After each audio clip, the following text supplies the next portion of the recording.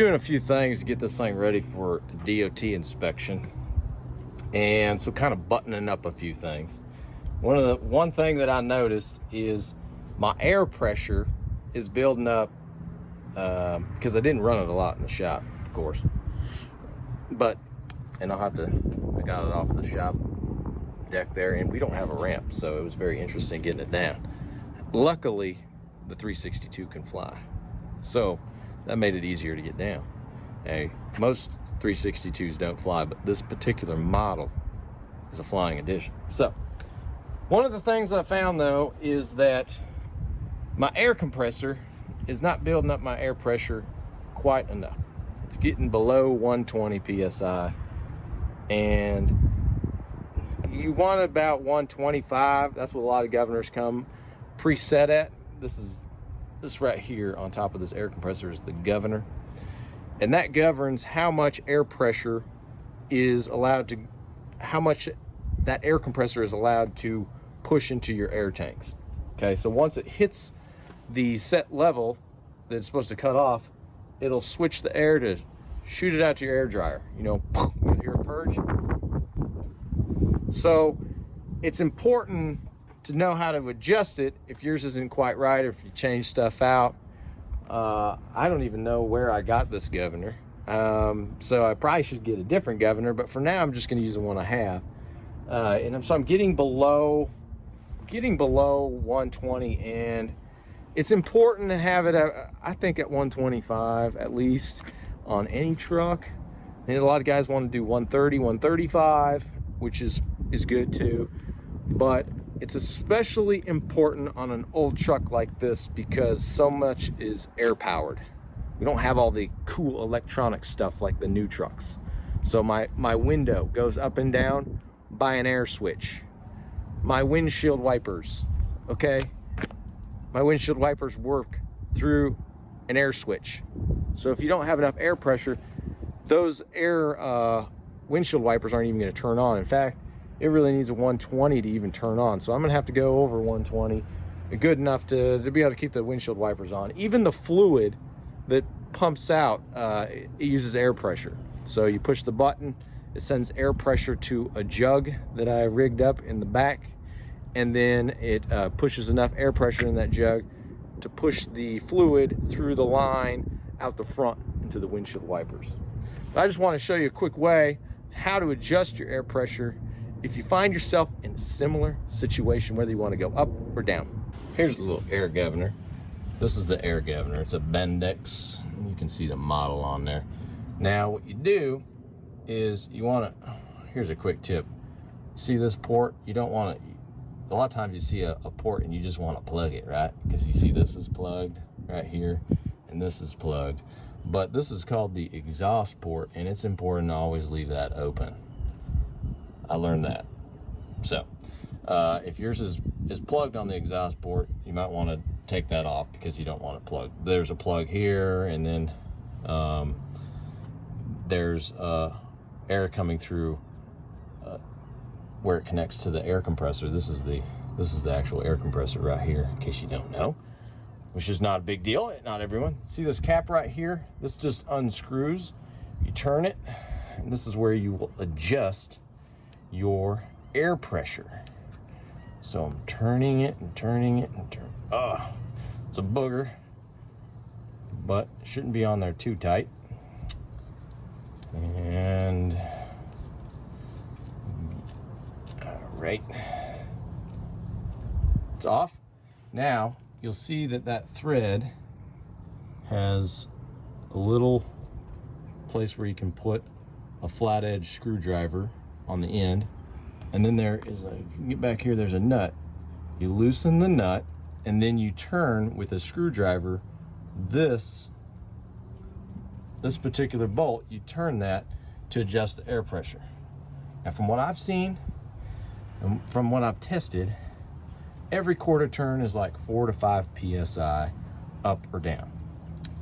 And the other thing is, it depends on what type of governor you have. Bendix makes them both counterclockwise and clockwise that go up counterclockwise. They also have some that go raise the air pressure going clockwise, so counterclockwise and clockwise. This particular one I found that you turn it counterclockwise to turn the air pressure up. So I turn it like a half a turn because it was way down. So I turned it half a turn and it still needed more. So I turned it another half a turn, it still needed more. Then I can turn it a quarter turn. So again, you loosen this little nut and then you put a screwdriver in there and then turn it a quarter of a turn up or down, and then get in your truck, which is real easy on this cab over. Get in your truck, start it up, and see where the air pressure goes and where it stops when it purges out. When you hear the air dryer go, that's real technical, right? Then when you're done, tighten up the nut. Don't get it too. You don't have to manhandle it, you know. But tighten it up and then put the cap back on. You can see it has a little rubber seal in there. This one's kind of dirty. Clean it up a little bit, but that's all you do to do that. We'll go ahead and test it out and see how it looks. Okay, this is how I start this old girl when she's like this. Use a ladder. And let's see. Hopefully it's in neutral. Just want to check real quick. Starts right up. And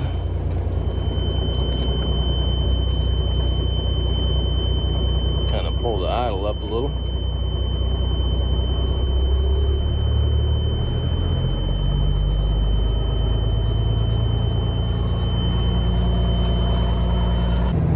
Now we're getting close to the 120. Okay, so we're over the 120. Still hasn't purged. There, you heard it? I think we're over 120. We're probably close to 130 on that. I liked it, but I just want a little bit more juice. So again, what I'll do is take this off and turn that probably a quarter of a turn counterclockwise on this unit. If you don't know what yours is, you can look it up. What we can also do is just turn it clockwise, see if it goes down. If it goes up, then you know yours is a clockwise to increase, and reverse. If it goes down, then you know yours is a counterclockwise. That's what I had to do with mine. So let's go ahead and get that done. Okay, I'm just gonna put the screwdriver in like this. See if I can turn it a quarter of a turn there. Well, that works. And got a 7/16.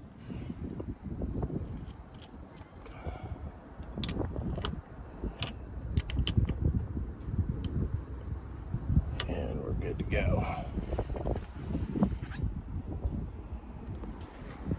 Okay, so some of you might be saying, hey, look, I don't have, I saw something fall down. I don't have nothing quite like that on mine. I don't have a governor on my air compressor so easily accessible like you do. That's okay. Your air governor might be somewhere else. Let me show you one off of an old Freightliner. So here's some air tanks I took off of a Freightliner. Columbia, I think it was. Anyways, the air dryer connects right onto the air tank. And here's where the air governor is. You can see it's kind of similar to, the one on my truck, but it's a little bit different. You see the cap there, it says non-adjustable. Okay, so find your air governor, see what it says, and then you can go from there. A lot of times, if it's not on your air compressor, just look for the air dryer. So I got my air situation kind of figured out. I decided to go ahead and take the old girl for a test drive. Everything works pretty good. Everything works pretty good. The thing is, she loves to turn left. Easy left turns. But turning right, she take up the take up the whole parking lot to turn right. And I like taking right turns. I'm not opposed to going right. Okay, so I guess you could call this right now as kind of a leftist truck, but we got to make it a right turn truck. Let me show you, I think, what we'll have to do just to get it to turn right. Now this is the front right tire, okay? Front right tire, passenger side. And down here, I think you can see, oh, see this big bolt right here? What happens is when you turn right, it catches on this lip to prevent it from going any farther right, okay? Same does on the left side. So what I need to do is push that bolt in farther until it goes as far right as I want it to go. Okay, we're working on fixing the steering problems because it doesn't turn enough. And that's the bolt that we need to bring in. But we're doing the left side first, and it was able to get cranked over a little bit more. One of the things that this manual says to do is make sure you have an inch of clearance. So on this, it has an inch of clearance of the those AC lines. Don't want those getting ripped off. Then on this side, I have about 2 inches of clearance over here. So if you crank it all the way, that's the clearance that you should have. That's how we adjust the left turn. Now we're going to do the right turn. So you just tighten it up. This has got a long way to go. So that's how simple it is. And then when you're done, you tighten that first nut, and you're good to go. So once you get it to a place where you like it, you think you're good, and then you can go ahead and test it and see if you got the clearance. Got to make sure you have the clearance though. So I'm still working on the right hand turn, and after further investigation, because I turned it to the right and it was not going very far, and after more examination, I realized that, and the reason I didn't think about this, because I hired a guy a long time ago, a while back, to put a new drag link on. And this is the danger of hiring a mechanic, okay? They don't do things right, and you just think, hey, you know, how hard can it be to put on a drag link? But this person was not very good. So anyways, when you put on a drag link, you need to make sure on this model that these timing marks are perpendicular to the line that goes down the middle. Okay, the line that goes down the middle of this power steering. So these timing marks were actually off, so it wasn't going far enough to the right. So what I did is I disconnected the drag link, which was a pain in the rear, but we got it off. And then I'll turn that out far enough, because I lined up the timing marks now.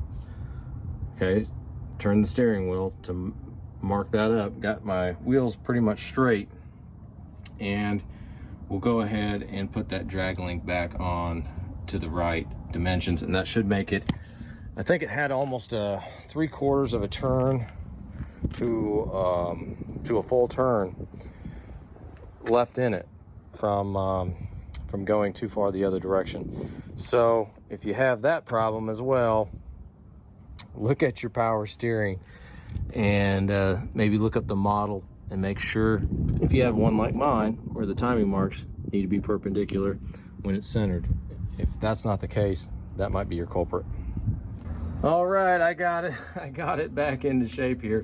What I did is I had to take this nut off. I have to buy another cotter pin, and I was able to rotate that around after getting that knuckle head out of there.